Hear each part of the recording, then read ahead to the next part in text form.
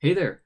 So this video is sort of an answer to the question that I posted on the Adobe Animate forums regarding how to preview your animation at the proper aspect ratio and size on a second monitor so that it's going to reflect what's actually going to be exported at the end of the day.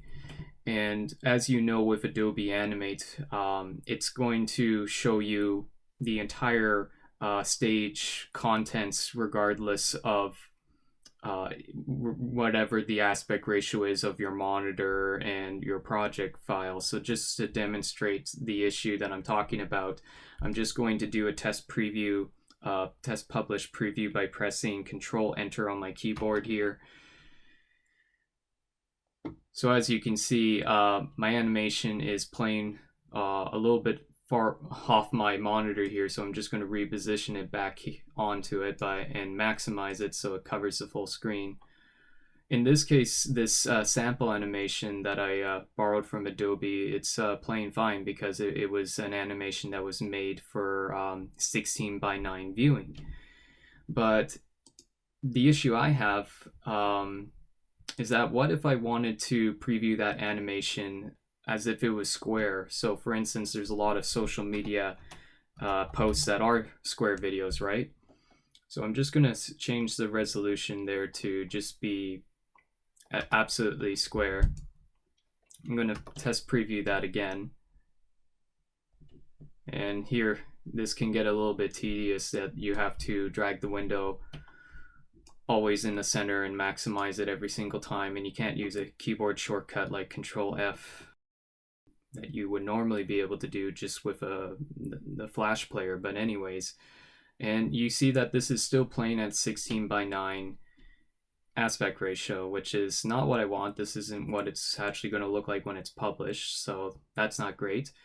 And I've been wondering if there was a solution to this problem, if there was a way to make it so that the window size will always be correct every single time you do a test preview of the animation. So in this case, you can resize the window and then test preview the animation again by pressing Control Enter, and it still will retain that size. But the issue I have is that if you have audio in your animation, it's going to keep playing in the background while you continue working on the actual animation. So that's going to get annoying. So for me, I need to have the ability to be able to actually close the animation and continue working on it. And of course, test preview animation and avoiding having to reposition this every single time. And of course, it's a square animation, so have to unmaximize that, set it to the right size, and so on. It can get a bit repetitive. Fortunately, I seem to have found a solution for this, and this is by using another application that runs in the background that's going to be responsible for remembering the size of the test preview window, and it's going to set it to the right size every single time that the test preview happens. And that application is by Desksoft. It's called Window Manager. You can go to their site and they have a 30-day trial for it, and it's around, I believe, at the time that I'm making this video, around $10 US for the full version. But just to give you a lowdown of how it works, I'm just going to open the application here, and we're just going to do a test preview so that Window Manager is able to find the window and target it.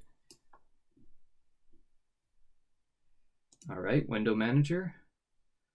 So this is just the menu that you'll be dealing with most of the time. I'm going to hit the click button and select which window I actually want to focus on for the renumbering of the size and setting of the settings. I'm just going to get rid of these defaults here. I don't want to affect Window Explorer. I just want to focus on the Swift file. And I'm going to make a new profile that this is going to save the settings to. So I'm just going to call that Adobe Animate Profile. I'm just going to save that.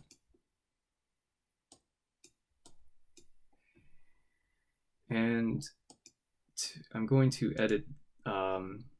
This is where I'm going to press the edit button, and this is where you actually get to assign where the window is going to renumber its position and its size.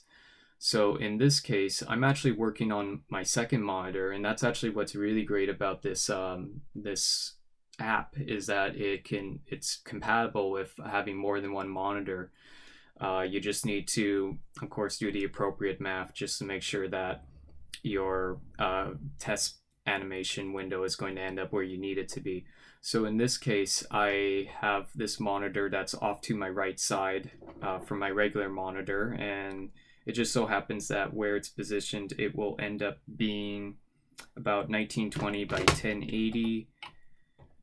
And we'll just set the Y position to 0 for now.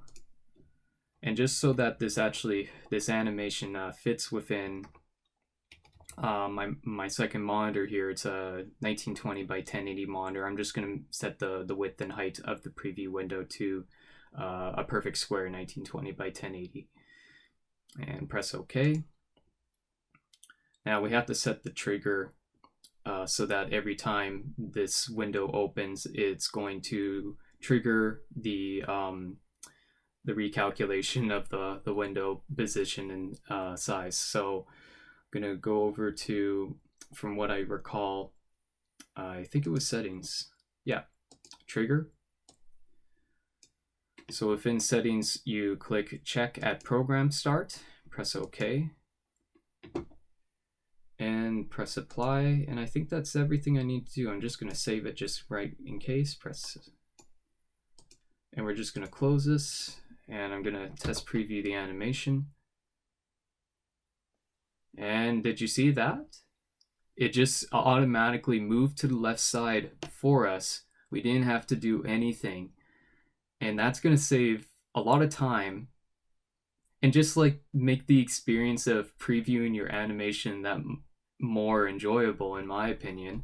I want it to be centered, so I'm actually just going to go back there.